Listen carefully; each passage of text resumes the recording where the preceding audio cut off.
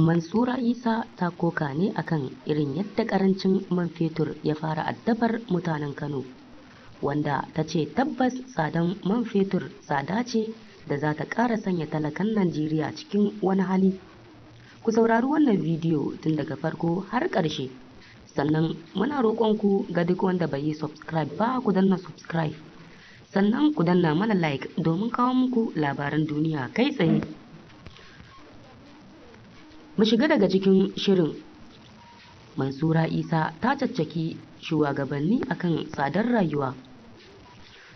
Tsohuwar jarumar masana'antar Kannywood kuma matar jarumin masana'antar Kannywood kuma uwa ga jaruman masana'antar Kannywood, Mansura Isa ta koka kan tsadar rayuwa da ake ciki a ƙasar Najeriya.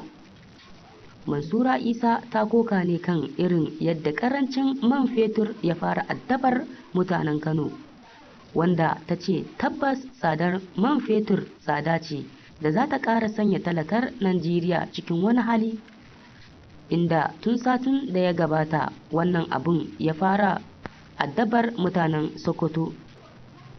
Ta ƙara da cewa yau idan ka saya abu 1000 kaza za ka samu gobe ya ƙara kuɗi, inda ta kawo misali da gas tana cewa idan yau ka same shi 7,000 gobe za ka ji shi a 8,000.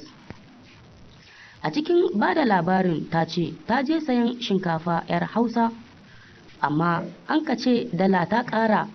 Abun mamaki da ya bata shine ta bayar da naira 5 domin sayan rake, sai aka bata sara 3 maimakon 5, sai ta ce haba, sai ya ce dala ta tashi.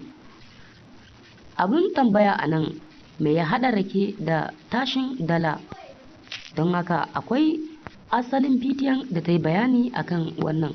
Ga duk mai son ya kalla asalin bidiyon, ku danna subscribe, sannan ku danna alamar ƙararrawar sanarwa don mu sanar da ku da zaran mun ɗora sabon bidiyo.